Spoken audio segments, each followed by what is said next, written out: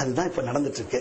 ஆக இந்த சம்பவங்கள் எல்லாம் நல்லபடியாக அப்பொழுது வாழ்ந்த இமாம்கள் எப்படி இந்த இமாம்கள் ஷரிய சட்டத்தை நமக்கு கொடுத்தார்களோ அப்படியே அகாயிதலை போதிப்பதற்காக ஹஜ்ரத் சய்யிதனா அபுல் ஹசன் அஷ்அரி ஷாஃபிஈ ரலியல்லாஹு தஆலா அன்ஹும், இமாம் மாதுரிதி ஹனஃபி ரலியல்லாஹு தஆலா அன்ஹும், இமாம் கல்விக்கடல் கஸாலி போன்றவர்களும் அகாயிதலை நமக்கு கொடுத்தாங்க. என்னென்ன அகாயிது கொடுத்திருக்காங்க தெரியுமா? இமாம் கஸாலி ஒரு இடத்துல எழுதுறாங்க, ஏயால என்ன எழுதுறாங்க? ஒரு மோமினாக இருக்கின்ற நீங்கள் உங்கள் வீட்டை பூட்டி விட்டு வெளியே வந்து மறுபடியும் திறக்க செல்வீர்களேயானால் அந்த பூட்டை திறந்து கதவை திறந்தவுடன் உள்ளே சென்று அஸ்ஸலாத்து அஸ்ஸலாமு அலைக்க யா ரசூலல்லாஹ் என்று சொல்லுங்கள் என்று சொல்லி தந்தார்கள். இது அகாய். இந்த அகாயிதுல குழப்பத்தை விளைவிக்க உண்டாக்கியதுதான் அப்துல் வஹாப் நஜதி என்ற ஒரு கேடர். அவர் தான் இந்த இவற்றையெல்லாம் குழப்புவதற்காக உள்ளே வந்தார்கள். மற்றபடி மக்கள் எல்லாம் ஆங்காங்கே எப்படி இருக்க வேண்டுமோ அப்படியே இருந்து வந்தார்கள். அந்த டிவைட் அண்ட் ரூல் பாலிசி சூரிய அஸ்தமாகாத சாம்ராஜ்யத்தை கொண்டு வந்த வெள்ளை தோளும் கருப்பு உள்ளமும் கொண்ட ஜூஸ் மேலை நாட்டவர்கள் துருக்கிய சாம்ராஜ்ய இஸ்லாம் அனைத்தும் ஒன்றாக இருப்பதை பார்த்து இவர்களை என்ன செய்தால் இவர்கள் அடக்கப்படுவார்கள், ஒடுக்கப்படுவார்கள், இவர்களின் வேகம், இவர்களின் நோக்கம் ஈடேற்றிக் கொண்டே இருக்கின்றது, எல்லாம் தழுவிக் கொள்ளுகின்றார்கள். எல்லோரும் ஓர் இனம், ஓர் மறை, ஓர் இறை என்று தொழுது கொண்டிருக்கின்றார்கள். இவர்களை நாஸ்தி செய்வதற்கு இவர்களிருந்து என்ன செய்ய வேண்டும் என்று சொன்ன பொழுது அல்லாமா இக்பால் அதை இப்படி சொல்லுகின்றார்கள். 110 பக்கத்தில் எழுதுகின்றார்கள்.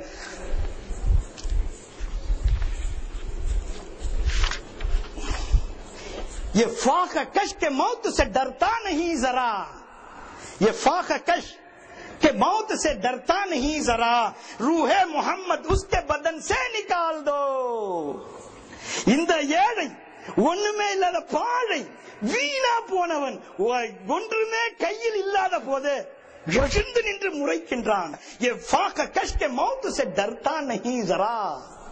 இவ்வளவு அடிச்சு நசுக்கி கொண்டு போட்டுட்டோம். அப்ப கூட தலை நிமிர்ந்து வந்து கை கொடுத்து நீ வச்ச நீ யாருன்னு கேட்கிற அளவு துணிச்சல் இருக்குன்னாக்கா அந்த இதை எப்படி வந்துச்சுன்னா சொன்னாங்க ரூஹே முஹம்மத் ரசூலுல்லாஹ் ஸல்லல்லாஹு அலைஹி வஸல்லம் மீது இருக்கின்ற அந்த முஹப்பத், அந்த சங்கை, அந்த கலிமா, அந்த ஈமான், அந்த நேர்மை, அந்த விசுவாசம், அந்த மேன்மை, அந்த மகிமை, அந்த புனிதம் இவர்கள் உள்ளத்திலிருந்து சுரண்டி எடுத்து விட்டா இவங்க போயிடுவாங்க. அது செய்யறதுக்கு தான் வஹாபி வந்தாங்க. ஷார்ட்டா சொல்லணும்னா இந்த வஹாபியத்தை எங்கிருந்து யார் கொண்டு வந்தா? இந்துஸ்தானத்துல பாஷாக்கள் ஆண்டு கொண்டிருந்த வரையிலும் யாராலும் எதலாலும் செய்யப்படவில்லை. ஆனால் முதல் கொண்டு வந்தவர்கள் யார்? இதை எப்படி இங்கே விதைத்தார்கள் என்று சொன்னால் அத்தௌஹீத் என்ற கிதாப் அப்துல் வஹாப் நஜ்தி எழுதினது. அவங்க ஹஜ்ரத்துக்கு நல்லா தெரியும். அவங்களுடைய குடும்பத்தை, அப்துல் வஹாப் நஜ்தியோட குடும்பத்தை சேர்ந்த இப்னு தைமியா, அதுக்கப்புறம் வந்தவங்க இல்ல அந்த குடும்பத்துல அவங்க அண்ணன் இஸ்மாயில், இந்த இஸ்மாயில் செய்து நினைச்சுக்காதீங்க, அவருடைய அப்துல் வஹாப் நஜ்தியோட குடும்பத்தில் வந்த இஸ்மாயில் எல்லாம் எதிர்த்து இருக்காங்க. நீ உருப்படாம போயிடுவேன்னு சொல்லி திட்டி எழுதுற அளவு எழுதியிருக்காங்க. அவர் தான் அந்த கிதாபு தௌஹீத டிரான்ஸ்லேஷன் அரபியில கொண்டு வந்து ஹம்ஃப்ரே என்ற உளவாளியை வைத்து நடத்தினாங்க. அப்படி உளவாளியை வைத்து நடத்தும் போது என்ன செய்யணும் அப்படின்னு சொன்னா, இந்த கிதாப இப்ப இந்துஸ்தானத்துக்கு வந்துற அந்த அரபியில எழுதி அவரெல்லாம் விளக்கணம் செஞ்சு டர்க்கிய இந்த சிராத்தே முஸ்தகிம் இது மௌலானா இஸ்மாயில் செய்து அது தௌஹீத், கிதாபு தௌஹீத், அதோட தழுவல் தான் இது. அது அப்புறம் இருக்கட்டும். இப்போ இந்த ஆட்சி செஞ்சுட்டு இருக்கின்ற, நல்லா யோசிக்கணும் நீங்க, இந்த ஆட்சி நடந்துட்டு இருக்க துருக்கியில ஹிலாஃபத் இயக்கம் வந்துச்சு. நான் இங்க சின்ன குறிப்பா காட்டுறேன். வாட் இஸ் த ஹிலாஃபத் இயக்கம் தெரியுமா? ஹிலாஃபத் இயக்கத்திற்கு காந்தி ஆதரவளித்தார். பேப்பர்ல இதுல வரும், வரலாற்றுல படிப்பீங்க. என்னங்க வாட் இஸ் த ஹிலாஃபத் இயக்கம்? ஹிலாஃபத் இயக்கம் ஒண்ணுமில்ல, எப்படி வால்டிகன் சிட்டிக்கு போப்புக்கு தனி அதிகாரம் கொடுத்து ஒரு ஊர் நிர்ணயிச்சு தனி கரன்சி தனியா வச்சு அவர் உடுக்கிறது உலகத்தில் உள்ள கிறிஸ்தியர் கத்தோலிக் அவர்களெல்லாம் ஏற்றுக்கொள்ள வேண்டும் என்று ஒரு தலைமையை நிர்மாணித்தார்களோ, அப்படி டர்க்கிய சாம்ராஜ்யத்தை இவர்கள் சின்னாபின்னப்படுத்திய போது, உஸ்மானிய ஆட்சியை இவர்கள் சிதைத்த போது, அங்கே இல்ல இஸ்லாமிக் கண்ட்ரிகள் எல்லாம் சேர்ந்து ஒரு முடிவுக்கு வந்தார்கள். இந்த ஹிஜாஸ் மாகாணத்தை எந்த ஹிஜாஸ் மாகாணத்தை? மக்காவுக்கும் மதீனாவுக்கும் பேர் என்ன? ஹிஜாஸ் மாகாணம்.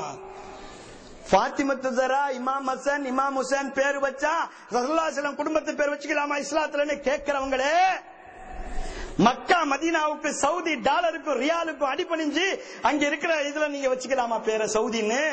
பேரை வச்சது சரியா? அதை சொல்லுங்க. சரி, வேற அது தனி சப்ஜெக்ட்.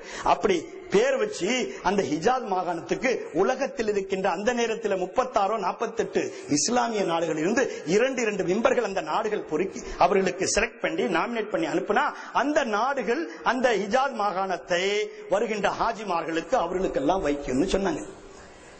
ஆனா இதை ஏற்றுக்கொள்ள முடியாதுன்னு 1919 சவுதி குடும்பத்தை சேர்ந்தவர்கள் பிரிட்டிஷ் சாம்ராஜ்யத்தோட ஒப்பந்தம் போட்டு 99 லட்சமோ 90 லட்சம் ரூபாய், அந்த காலத்துல அதுல இருக்க கிதாபுல எடுத்து காட்டுறதுக்கு நேரம் இல்ல, 90 லட்சம் ரூபாய்க்கு மேல எடுத்து we gave weapons also, நாங்க அதையும் கொடுப்போம்னு சொல்லி இந்த சவுதியையும் இந்த அப்துல் வஹாப் நஜதியில வந்த அப்துல்லா பின் பாஸ் என்கின்றவனையும் குருடன் ஒரு கண்ணு காணா தஜ்ஜால், தஜ்ஜால் வருவான் இல்லையா, ஒரு குருடனா தான் இருப்பான். அந்தி நகரியமே காணா ராஜாம்பாங்க உருதுல. எல்லாம் முட்டாள் இருந்தா பெரிய முட்டாள் ராஜா ஆயிடுவாங்க. அந்த மாதிரி இவங்க சொல்லி அங்க போய் என்ன செஞ்சாங்க, அங்க துருக்கி சாம்ராஜ்யத்தை கோலி வச்சு அடிச்சாங்க. இவங்கள்ட்ட இருந்து வெப்பன்ஸ் வாங்கிட்டு போய், அவங்கள்ட்ட அவ்வளவு பெரிய அந்த காலத்துல இல்ல. அப்போ அந்த டர்க்கியர்கள் துப்பாக்கியை போட்டுட்டு ரசூலுல்லாவின் அரேபிய பாரம்பரியத்தை அழிக்க கூடாது என்று சொல்லி இருக்கின்றார்கள். அதனால் உங்க நிலத்தை நீங்க எடுத்துக்கிட்டீங்கன்னா எடுத்துக்கங்க, நாங்க வந்துடுறோம் நாங்க. ஆனா இது அவங்களா சொல்லல. எப்போ இது வந்துச்சு தெரியுமா? பெரியார் தெரியுமா? தந்தை பெரியாரு, தந்தை பெரியார் அபாய சங்கன்னு ஒரு புக் எழுதினாரு. அந்த புக்ல இந்த ஃப்ரீடம் ஏன் கிடைத்தது, what Congress has done to untouchables என்ற ஆங்கில புத்தகத்துல அம்பேத்கரும் அபாய சங்கு என்ற நூல்ல பெரியாரும் எழுதுறாரு. என்ன எழுதுறாரு தெரியுமா?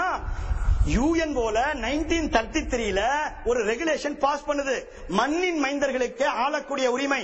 இந்த கொண்டு வந்தது யார் தெரியுமா? டர்க்கி பிரைம் மினிஸ்டராக இருந்த அந்த காலத்து ரூலராக இருந்த இஸ்மத் அனோனோ. இந்த வரலாறு எல்லாம் தெரிஞ்சு வைக்கீங்க.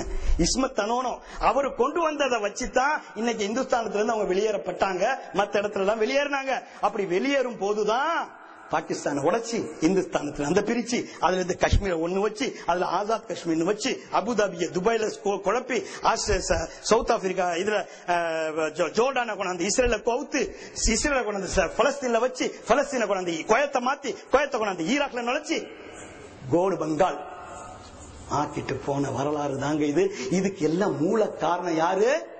ஷேக் அப்துல் வஹாப் நஜதியின் அந்த அரச பரம்பரையில் வந்த அபு சவுத் தான் காரணம். இந்த அபு சவுத் பேர் வந்தாலே பிரச்சனைங்க. இந்த இங்க உள்ள ஒரு அபு சவுத் இருக்கார் போனவர், அவரை பத்தி நான் அப்புறம் வர்றேன். அது அந்த இதுல அந்த சவுதுன்னு பேர் வச்சாலும் என்ன ஆகுதுன்னு பாருங்க. ஹுசைன் பேர் வச்சா சத்தாம் ஹுசைன் இன்னைக்கும் தைரியமா நின்று பேர் வாங்குறாரு. அத்தனை இதுக்கு அப்புறமா ஈராக்ல போன இப்ப எலெக்ஷன் நடந்து முடிஞ்சோன்னு தோல்வியிலும் சத்தாம் வெற்றி, வெற்றியிலும் புஷ் தோல்வி, இதே கொடுத்திருந்தாங்க. அப்போ இந்த வரலாறு எல்லாம் உண்மையா? நீங்க பாட்டுக்கு அடிக்கிறீங்களா அஜ்ரத்னு கேட்டுலாம்ல நீங்க. அதுக்கு தான் சொல்றேன், அந்த கிதாபை யார் கொண்டு வந்தார்னா என்கிட்ட ஃபைல் இருக்கு.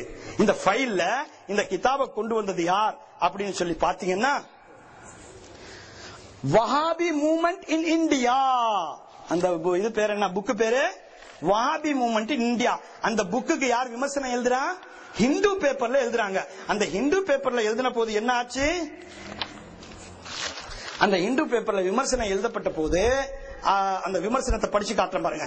இந்துஸ்தானத்தில் இப்ப வஹாபியம் நுழைகிறது. அது நுழைகிறதுக்காக வேண்டி எப்படி எப்படி வந்தாங்க? ஏன்னா இப்ப ஹஜ்ரத் ரொம்ப கவலைப்பட்டாங்க. நம்ம ஆலிம் சாஹிப் பெருந்தகை அவர்கள் சொன்னாங்க, இந்த மாதிரி தவறான வரலாற்று எல்லாம் எழுதிட்டு இருக்கான். யார் எழுதிட்டு இருக்காங்கன்னா இந்த தேவபந்துக்காரங்க, இங்க இருக்கிற உலமா பெருமக்கள்னு தங்களை சொல்லிக்கிறவங்க எழுதுறாங்க.